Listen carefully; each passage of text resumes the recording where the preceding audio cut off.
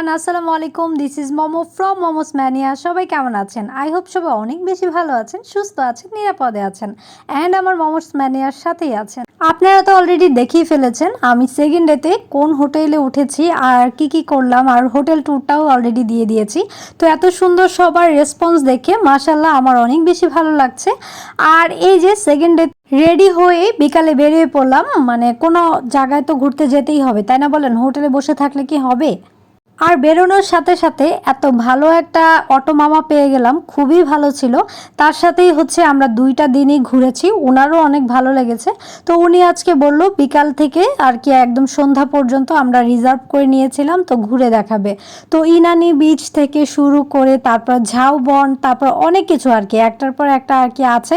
তো এই যে নিয়ে যাচ্ছে আর এই পরিবেশটা যখন আর কি আপনি নিজের চোখে দেখবেন, আমি জানি অলরেডি অনেকেই গিয়েছেন কক্সবাজারে, তো খুবই ভালো লাগে আর কি যাওয়ার সময়। তো আমি যখন নামলাম উনি বলল যে ঝাউবনে মানে এই জায়গাটা নাকি অনেক বেশি সুন্দর। তো আমি চিন্তা করলাম ঠিক আছে দেখি যে কত সুন্দর। আর এত বেশি রোদ ছিল, আমার যে কি রাগ উঠতেছিল। তারপরেও যাচ্ছিলাম যে দেখি, আর রোদের জন্য আমি একেবারে অসহ্য হয়ে যাচ্ছিলাম, খুব তাপ ছিল। আর তারপরেও নেমে আমি একটু আর কি হাঁটছিলামই। আর সামনে আমি ভাবছিলাম যে অনেক কিছু মনে হয় আছে, সবাই কেন এখানে যাচ্ছে। আর এই যে দুই পাশে দেখতে পাচ্ছেন গাছগুলা, এখানে হলো যাওয়া যাবে না। তো হাঁটতে হাঁটতে এসে আমি একদম পুরো টায়ার্ড হয়ে গিয়েছি। আর টায়ার্ড হচ্ছি, তারপরে কি হয়েছে, তার তো আমি ছবি তুলছি, তার আর চিন্তা করছি যে আর এখানে 1 মিনিটও আমি থাকবো না, ওই পর্যন্ত বিচে যাওয়ার ধৈর্য আমার তো নেই। আমি একদম সাথে সাথে এই যে দেখেন আবার ব্যাক করে চলে যাচ্ছি। আর অটোতে উঠে অটো মামাকে এমন বকা দিলাম যে আপনি কেন এখানে নিয়ে এসেছেন, লিটারেলি আমি এভাবেই বলছিলাম। উনি বলতেছে আচ্ছা ঠিক আছে চলেন আমরা মিনি বান্দরবনে যাই। আমি বললাম যে আচ্ছা ওকে ঠিক আছে চলেন যাই।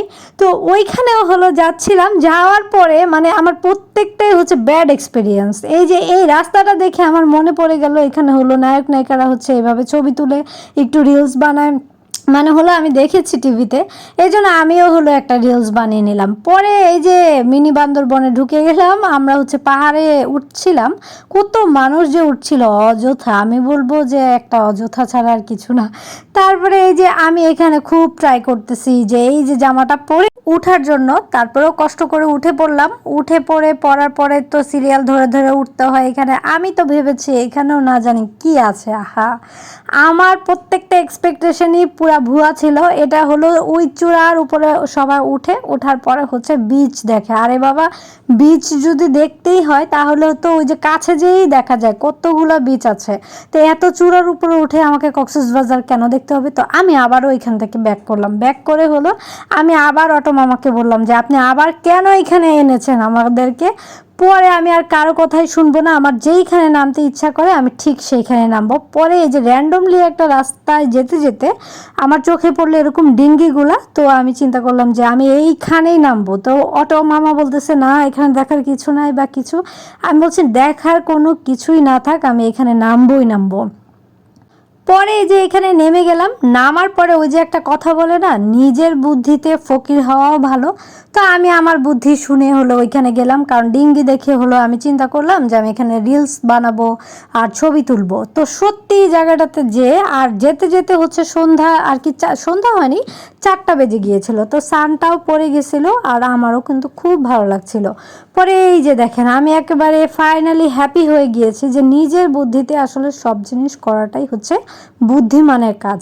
তো এই যে এখানে এসে বসে আমি হলো খুব রিলস নিয়েছি, অলরেডি তো অনেকগুলো আপলোড করে দিয়েছি, আপনারা তো দেখছেন আর সবাই অনেক বেশি লাইক দিচ্ছেন। আর আমি বলছিলাম এই পানিগুলো 360 অ্যাঙ্গেলে মনে হয় আমাকে ঘুরাচ্ছে আর কি ক্যামেরার মতো। তারপরে এই ডিঙ্গিটা তো একেবারে লাফ দিয়ে উঠে গিয়েছিলাম, এটা আর ভিডিও করতে মনে নেই, তাহলে দেখতেন কি ডেডিকেশন আমার ছবি তোলার জন্য। পরে এই যে কোথায় চলে এসেছিলাম সব কিছু দেখাবো নেক্সট ব্লগে। Thanks for watching.